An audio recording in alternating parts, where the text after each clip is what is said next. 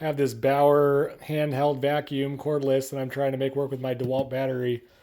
I followed other videos that show you how to mod this to fit the battery. Essentially, you're going to cut a black tab off here and then shave down some of this top ridge on either side, either using an X-Acto knife or a file. I did that and it still won't run. It'll click in perfectly. Try to show you that one-handed here. Okay, so it's fully clicked in. I already double checked just to make sure with that line there that I had a line there and it rubbed off his pencil, but that the battery is pushed all the way in. It is, doesn't turn on. So I need to do a little more digging, watch a few more videos, and people talk about how there's a regulator of some kind for overheating or overload built into the, sorry, my fingers are in the camera. There's a regulator or overload or some sort of circuit protection device built into the Bauer vacuum itself. So what you have to do is take the Bauer open to modify that, because you only need these two prongs. That's plus and minus. If you look at your battery, minus, plus, and then these three in the middle are all for other features that you don't really need just to run it. So we're going to get in here and disable those two middle prongs and it should run. So to do that, just take yourself a good medium size Phillips head and take off, after you've taken off the 7 screws, then you can pop this deal off.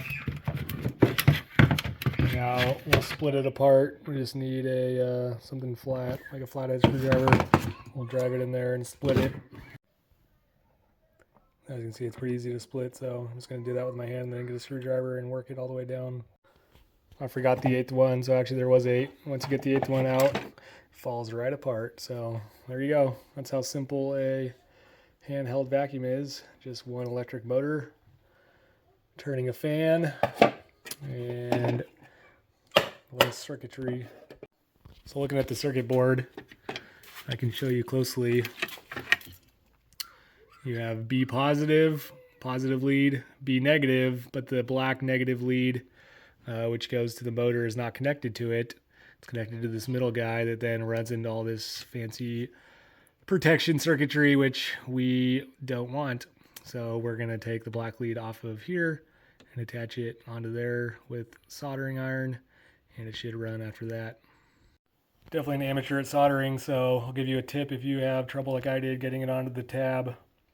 What I did was, because I think it was getting too impure, my tab had turned all like brown and blackish from trying to get it to melt on there unsuccessfully. So I took some 600 grit, whatever sandpaper you have that's a lower 400 plus type grit.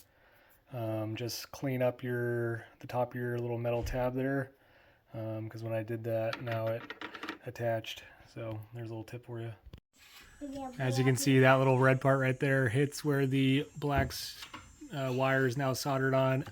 So I'm gonna cut that down, since all it does is hold on this kind of little battery part. It's not very important. And you have another screw over here. I did just take a black screw out of that, FYI. So that's the amount I chopped off of there. I actually had to get out my Dremel because that's what I use on the Dremel. The X-Acto or the utility knife wasn't really doing it. So there's the soldered wire down in there. So now it'll sit flat, I hope. Can't really do it with one hand. All right, took a little bit more out. Now we got it sitting down flat. Now we're gonna put the other piece on and try it out. So we've got it back together now. There you go, project complete.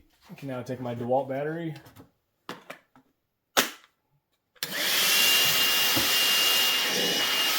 do some vacuuming.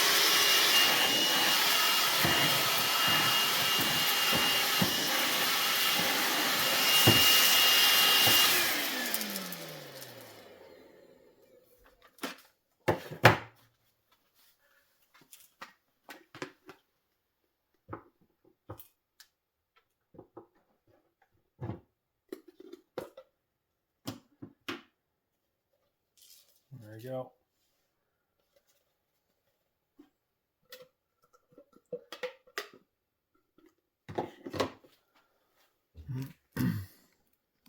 See you guys on the next one.